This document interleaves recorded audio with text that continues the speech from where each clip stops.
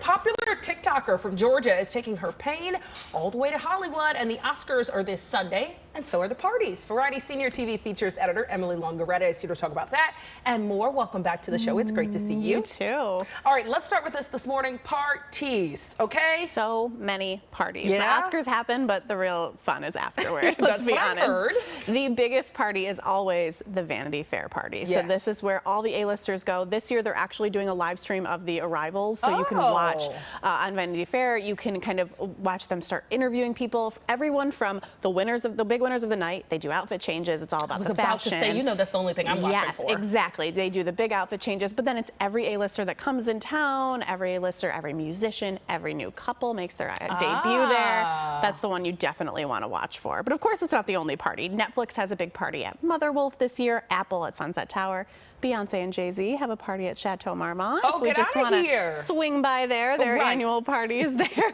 And of course, this year, even Madonna has a party in town. So, of course, that one's a private location. Of course. We will be, of course, watching online to see what pictures leak Yes, from these parties. But let's talk about the fans. If they want a party, those are not the parties for them, but there are some. Of course there is. So Skybar has one, a really big one this year, and it's $75 for a VIP ticket, which includes a seat at the bar and 2 drinks. So that's a pretty good deal. There's also you can get a table for $250, and you can get a bottle service, and a bunch of your friends can go and watch this. And it's, you know, it's not going to be, you're not going to be viewing it with the stars, but it's a really fun opportunity to kind of watch with a bunch of other people who like the same world.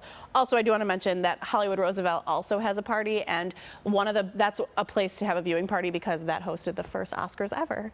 So that's a kind of nice, got a little bit of history touch to it. Yeah. Okay, that's going to be fun. It's going to be a great time. Let's talk about the TikTok series that, whether you've heard it by now or not, is everywhere. So the creator of it has now signed with an agency? Yes. So Teresa Johnson, which many people know as Risa Tisa, because that is her handle, she signed with CAA, which means that maybe she's got a big future in her something big coming. Yeah, some let's big be honest, opportunity. because she rose to fame with Who TF Did I Marry, which was a 50-part TikTok series. 8 hours it takes to watch that. I didn't. I don't have 8 hours. I said, somebody send me the abbreviated version. That's what I said. Please just send me a little clip here. But, you know, I think that things are going to be coming for her. Big things. Everyone at my office wants a series about this. I've heard so many people talking about it. I was like, where did y'all find time to watch a 50-part series? 400 million impressions that the first part made. Oh, so my goodness. People are watching. Yeah, whatever she has going on, it is compelling. And you know what? Yes. Good for her, because it sounds like she went through a terrible experience, and I always love to see people flip that to their behalf. And she said that a lot of people are reaching out to her to share their experiences now. So it's like, you know what? If you can help somebody with your story, that's great. Exactly. We are rooting for you, and I can't wait to see what this opportunity Me too. is. All right, let's talk about Madam Web. What is Dakota Johnson saying about it? So Dakota Johnson is, of course, the star of Madam Web, which is the latest Marvel movie that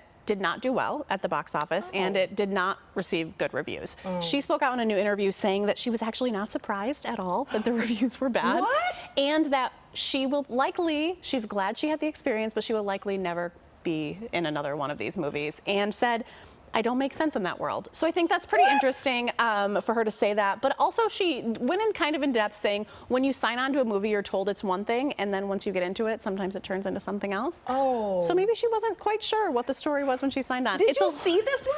I did not see this one. Me either, but I actually saw the trailer when I was watching another movie recently, and I thought it looked good. It did look good, but it's Marvel has a very, very specific audience that likes very specific things. So if you kind of go outside of that, if you do a Spider-Man verse movie without Spider-Man, people aren't always happy. Oh, yeah. I mean, it was very untraditional, so of course there's going to be some pushback. Exactly. All right. Well, Emily, thank you so much for joining us from Variety. For more information about Emily and Variety, you can go to kcalnews.com and click See It on TV.